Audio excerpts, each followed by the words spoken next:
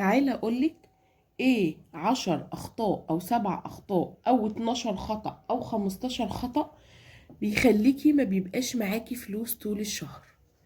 اول ما بيجي الشهر الفلوس قبضتها رحت واخداها، ضاعت وقعدت ما معيش حاجة طول الشهر. هقولك في الفيديو ده الاخطاء اللي انت بتقعي فيها وبتخليكي ما معكيش اي فلوس ومفلسه طول الشهر، وتخبطي على جارتك سلفيني، وتخبطي على اختك اديني، وتخبطي على صاحبتك سلفيني الحقيني، ده انا واقعه في نصيبه، ده انا مش عارفه ادفع القسط اللي عليا، ده انا مش عارفه ادفع الجمعيه اللي عليا، ده انا وكل الفلوس راحت من ايدك. تعالى اقولك في الفيديو ده ايه اللي بيخليكي او الاخطاء اللي انت بتقعي بيها وانت مش واخده بالك منها وخلتك ضعتي طول الشهر. بس قبل اي حاجه يلا نصلي على الرسول. اللهم صل وسلم وزد وبارك عليك يا حبيبي يا شفيعي يا رسول الله. ودي قناتي، قناه ام يوسف، قناه بقدم فيها توفير وميزانيات. يا رب القناه تعجبكم، حطي لي لايك للفيديو واشتركي في القناه لو انت لسه ما اشتركتيش، وتعالي شوفي الاخطاء اللي احنا بنقع فيها وحطي تحتها 50 سطر. يلا نبدا ونقول بسم الله. السلام عليكم ورحمة الله وبركاته. عاملين ايه؟ وحشتوني جدا جدا، انا عارفة. وحشني الفيديوهات بتاعتكم قوي قوي قوي، اللي هي بتاعه التوفير والميزانيات والاخطاء وكل ده. انا وحشني معاكم. بس معلش والله الفترة اللي فاتت كانت غصب عني جدا، ولادي بقى بيمتحنوا واحنا في امتحانات وكان ورانا مذاكرة كتير جدا. بس خلاص ولادي قربنا نخلص ان شاء الله الامتحانات، وهبدأ افوق بقى كده للقناة ان شاء الله بإذن الله. وهسيب لكم قناتي الجديدة في اول تعليق مثبت تحت، عايزاكم كلكم تجروا تشتركوا فيها عشان برضو هتبقى ميزانيات وتوفير، وهتبقى حاجات هتعجبكم قوي قوي.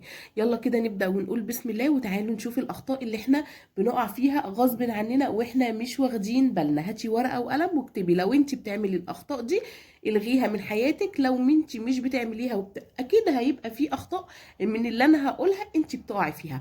فتعالوا كلنا بنقع فيها، مش انت لوحدك، كلنا بنقع ساعات كتير قوي، احنا بنقع وبنيجي نحتاس في الاخر كده. بس الحمد لله احنا عايزين كلنا نوعي بعض كده ونقول ايه هي الاخطاء. بصوا يا بنات، اول حاجه خالص كده، اول حاجه كده، انا قلت في فيديوهات قبل كده كتير قوي الاكل بتاع بره، الاكل الدليفري. يعني ايه يا ام يوسف الاكل الدليفري؟ يعني انا دلوقتي مثلا انا معايا 1500، دول كام؟ 1 2 3 4 5 1500 جنيه اهو. 1500 جنيه هم دول اللي معايا، هم دول اللي معايا. انا بقى لا، المفروض ان ال 1500 جنيه دول يمشوني لحد اخر الشهر، المفروض ان هم يمشوني لحد اخر الشهر. لا، انا دلوقتي عايزه اكل كفته من بره، عايزين ناكل كبده من بره، عايزين ناكل سندوتشات من بره، عايزين نجيب من بره. اروح ايه؟ عايزين ناكل بيتزا، عايزين ناكل سجق وكبده من بره، عايزين ناكل كفته وفراخ مشويه من بره. اروح واخده اقل اكله بتاعت بره دلوقتي، اروح واخده ال 500 جنيه دول وجايبه بيهم الاكل. كارثه، كارثه انت وقعتي فيها، وما مش معايا الا 1000 جنيه امشي بيه، دي كارثه. يبقى انت جريتي ورا اللي انت، يعني هقول لك ايه، ورا شهوه الاكل بتاعتك. دي كارثه ومصيبه في حد ذاتها. طب ليه؟ طب ما انا ممكن بال 500 جنيه دول لو انا عايزه اجيب اكل من بره. بصوا يا بنات، في ناس كتير قوي قوي قوي ماشيه على الاكل التقليدي. يعني ايه يا ام يوسف؟ يعني حبه الرز وحبه الطبيخ والفراخ او حتتين اللحمه ويلا، هم دول. العيال بتزهق، ده طبيعي. بتبقي ماشيه في الشارع شم ريحه الكبده وانت ماشيه في الشارع، يعني ايه زي ما بيقولوا كده، بطنك جريت عليها. احنا برضو بني ادمين بنقع، يعني بني ادمين. فبطنك بتقع على ايه؟ الله، بصوا ريحه الكبده دي طعمها حلو قوي، قصدي ريحتها حلوه قوي، ده نفسي اكل كبده. تعدي مثلا من قدام بتاع فراخ مشويه ولا حاجه، الولد او بنتك يقول لك الله يا ماما ده انا نفسي اكل فراخ مشويه وكفته. طب انتي مش بتنوعي في اكلك ليه؟ دلوقتي الجزارين بيبيعوا كفته شوي، انتي مش عايزه تعملي كفته شوي اعمليها في البيت. انتي اعملي الفراخ المشويه، هاتي الفراخ، هاتي لك فرخه كده من حاجه الشهر ودبليها وشويها في البيت. غيري، هاتي لك كبده، الكبده اللي هي العصافيري او الكبده الشرايح اللي انتوا بتشموها بره، وهاتي التوابل اللي بتتباع بتعمل نكهه حلوه للاكل، واعملي في البيت الكبده. هتجيبي نص كيلو كبده هتقسميهم على ربعين، لو جاعوا بالليل هعمل ربع كيلو وسندوتشات فينو وطحينه، ووفرت ال 500 جنيه اللي انا كنت رايحه اصلا اضيعهم في الاكل. اللي انا اصلا كنت رايحه اضيعهم في الاكل. هجيب فرخه وادبلها واعملها على مرتين واشويها واقطعها قطع صغيره واشويها وهناكل. هجيب كفته شوي من عند الجزار واعملها وهناكل. طب انت بتضيعي فلوسك ليه؟ انت ال 500 جنيه طاروا وهتقعدي تعيطي وراهم بعد كده. يعني انت بعد كده هتعيطي على الايه؟ على الاكل اللي انت جبتيه والفلوس والالف ونص خلاص ما بقاش معايا غير 1000 جنيه. ده اول حاجه. تاني حاجه، مصاريف اللي على الفاضي، مصاريف الفاضيه ده دي بقى احنا بنحط تحتها 500 خط. يعني ايه يا ام يوسف المصاريف الفاضيه؟ يعني انا دلوقتي بشحن باقه النت مثلا ب 450 جنيه في الشهر، ولادي ليل نهار قاعدين على باقه النت، طول النهار وطول الليل قاعدين على باقه النت، ما بيتفرجوش على التلفزيون، ما يعرفوش يعني إيه اسمها تلفزيون. اجي الباقه بتخلص في نص الشهر ويجي النص التاني عايزه اشحن ب 400 جنيه تاني عشان اكمل باقي الشهر. هي دي مش كارثه؟ هي دي مش كارثه في حد ذاتها؟ يعني انت ضيعتي تدفعي 900 جنيه باقه نت في الشهر الواحد ليه؟ عشان ولادي لا اصل هم مش بيعرفوا يقعدوا غير على النت؟ ده بند، ده بند اعمل لهم وقت يقعدوا عليه. احنا النهارده هنقعد ساعه على النت، هنقعد ساعتين على النت بس، مش هتقعدوا اكتر من كده. انا مش معايا اني انا كل شويه اقعد ادفع مصاريف للنت. بنتي النهارده شحنت باقه تليفون، هاتي يا ماما 20 جنيه اشحن اللي هي باقه احسن ناس. خدي يا حبيبتي، خلصتها مع اصحابها. هاتي يا ماما تاني يوم 20 جنيه اشحن الباقه. انتي تقعدي تلتي في التليفون وترغي في التليفون وتخلصي عايزالك كل يوم 20 جنيه ولا 30 جنيه باقه، اللي هو الكارت اللي احنا بنعمله الفكه ده. طب ليه؟ ما هي كل دي مصاريف على الفاضي، هي كل دي مصاريف ضايعه. بتاخدي ال 100 جنيه تفكيها ما تلاقيهاش، تاخدي ال 200 جنيه في اليوم تفكيها ما بتلاقيهاش، وفي الاخر تقولي هي الفلوس راحت فين؟ هي الفلوس ضاعت في ايه؟ اصل انا ما اعرفش راحت فين. يا خرابي يا دهوي، اطلعي يا بنت هاتي من جارتك، من جارتنا يا بنت طنطي مش عارفه ام مين، هاتي نكمل باقي الشهر. اطلعي يا بنت ايه ده؟ انت اللي مدمره نفسك، انت اللي مدمره نفسك، انت اللي مدمره مصروفك، انت اللي عملتي في نفسك كده، انت اللي عملتي في نفسك كده. اعمل انتوا ليكوا باقه في الاسبوع كل 10 ايام، هي الباقه كل اسبوع، كل اسبوع ليكي، واسبوع او اسبوع لا. اللي عايزك يتصل بيكي، عندنا باقه النت، اللي عايزك يبعتيله على الواتس، اتصلي بيه على الماسنجر. ايه الكارت بتاع كل يوم كل يوم كل 100 جنيه كروت دي كل دي بتهدر فلوسك، وكل ده بتضيع فلوسك، وفي الاخر تيجي تعيطي وتقولي لي اصل الفلوس خلصت، اصل الفلوس انا مش عارفه هي راحت فين. طب ما كل ده بيضيع. تالت حاجه اقول لكم بقى الكارثه الكبيره، بقى الكارثه الكبيره لما تمشي في الشارع، عارفين الانوار اللي منوره في الشارع دي والمحلات، بنتك بقى طول ما هي ماشيه وانت عينك تزوغ، اصل انا عجبني يا ماما البلوزه دي. طب ما احنا لسه جايبين يا حبيبتي اللبس الصيف الشتوي، ما احنا يا ماما لسه جايبين اللبس الشتوي بتاعنا، احنا لسه جايبين، انت ليه عايزه ايه؟ لا اصل البلوزه دي نازله ترندي، اصل صاحبتي لابسه البلوزه دي. انت عارفه يا ماما اصل اصحابي لبسوا البلوزه دي وانا نفسي اجيبها، البلوفر ده نفسي الشال. يعني انا بنتي ماسكه لي الشال دلوقتي، قلت لها لا يا حبيبتي احنا عندنا شال كنا جايبينه قبل كده تلبسيه. ايه هو انتوا كل حاجه ترند نازله عايزين منها عايزين منها؟ انا لاحق عليكم منين؟ هلاحق عليكم منين؟ والله العظيم قلت لها كده، قلت لها احنا لسه جايبين اللبس الشتوي، انا مش هجيب لك حاجه تاني، قضي باللي عندك. يا ماما ده الشال ده، ابص على الشال الاقي الشال ب 250 جنيه، ان شاء الله ما لبستيه، مش بخل والله مش بخل، انا لسه جايبه لك هدوم، انا لسه جايبه لك هدوم جديده، مش اي حاجه تشوفيها انت عندك شال اللي هو بتاعي البسيه. البسيه يا حبيبتي يا حبيبه ماما كده، واللي لفيه على رقبتك برضو بنفس الشكل وانزلي بيه، مش هيخسر. بصي يا ماما اصل الاسوره المسمار بتلت نزلت يا اختي اسوره تانية كده اللي هي عامله زي النجوم كده، اصل انا او شبه الورده، والله ما اعرف اسمها، اصل انا عايزه من الاسوره دي، وبتوريني الاسوره بالخاتم بالسلسله. قلت لها نعم انت جبتي الاسوره المسمار ما فيش حاجه تاني، خلاص. هو مش كل حاجه العيل يطلبها انت تجيبيها له، ده مش بخل. طب ما انت ممكن تجيبيها له وتيجي في الاخر تتسوحي في مصروف البيت وما معكيش فلوس، وتضطري ان انت تستلفي، ولما تيجي تقبضي تسدي اللي عليكي والبيت يقع، واحنا داخلين على ايام شهر رمضان المصاريف الطاق 10، الطاق 10. ألم ايدي والم نفسي ولا هفضل بقى ابعتر واعمل والكلام ده؟ واعملي حسابك وانتي خارجه، ها الخروج ماشي ما بقولكيش ما تخرجيش، وانتي خارجه خدي سندوتشاتك في شنطتك وميه وانتي ماشيه عشان ما تصرفيش، عشان ما تصرفيش. هتشوفي الاكل بره الريحه ايه قلب الدنيا، هتطلعي والله العظيم لو خرجتي بال1000 جنيه لا يضيع منك.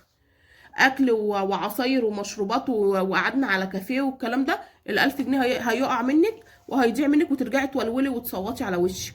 ايوه هو ده اللي بيحصل. ما تقوليش والله هو ده اللي بيحصل.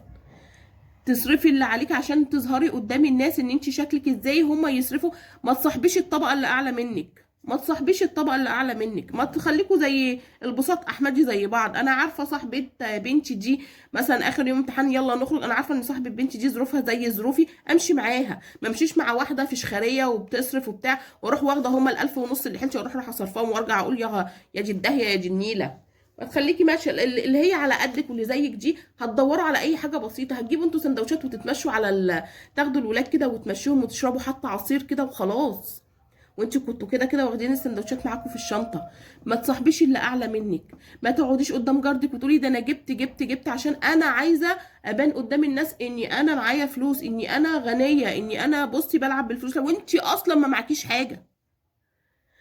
بصوا هقول لكم حاجه، والله العظيم والله العظيم اللي معاه فلوس ما بيقولش انا معايا.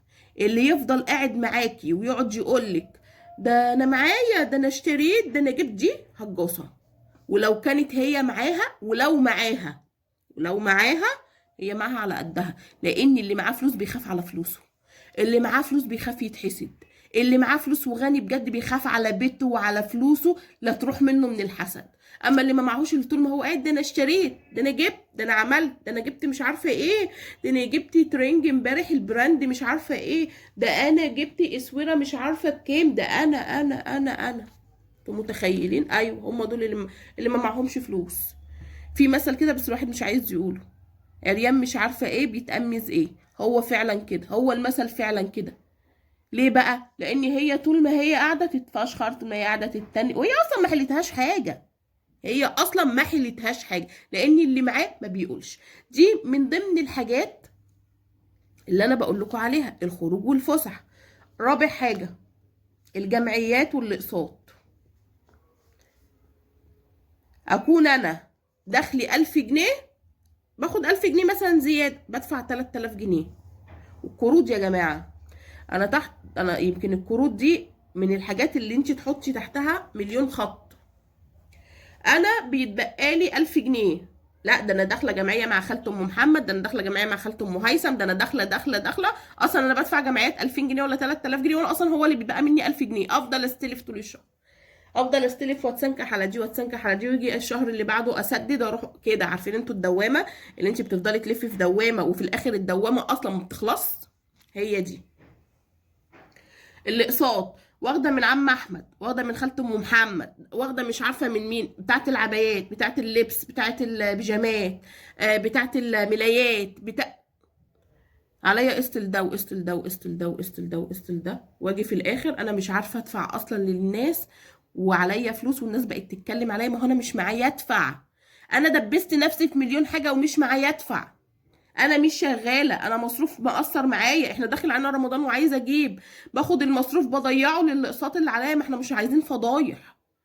هو ده اللي بيدمر مصروفك. بطلي الاقساط، خلصي الاقساط عليكي ما تجيبيش حاجه بالقسط.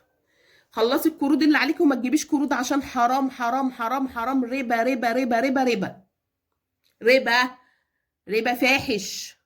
ما تجيبيش قروض. انا اعرف ستات اقسم بالله اقسم بالله مرض في جسمهم الربا ده، يخلصوا الكارد يجيبوا غيره، يخلصوا لو بيشحتوا، لو هيمشوا في الشوارع يشحتوا. والله العظيم والله العظيم، ويمين هيحاسبني عليه ربنا. مره كنت ماشيه في شارع، كنت رايحه مشوار الصبح، واحده قابلتني عليها كارد هتتحبس، لو هيجوا يفضحوها في البيت لو ما دفعتش، والكارد ب 300 جنيه ملهوش 33 لازمه. وقفت وبقت تعيط لي. طب انا كنت المره دي انا اديتهولك، الشهر اللي بعده اتصلت بعدها بيا، خدت رقمي واتصلت بعدها بيا الكارد، تقول لي اصلي ايه، اصلي غصب عني. غصب عنك في ايه؟ ما تجيبيش قروض، اطلعي اشتغلي، اطلعي اشتغلي. اطلعي. القروض دي فعلا فعلا خراب بيوت. عايزه يتخرب بيتك هاتي كارد، عايزه حياتك تتدمر هاتي كارد، عايزه يدخل عليكي بيتك بالخراب وعيالك يعيوا ويمرضوا وبيتك يتدمر هاتي كارد.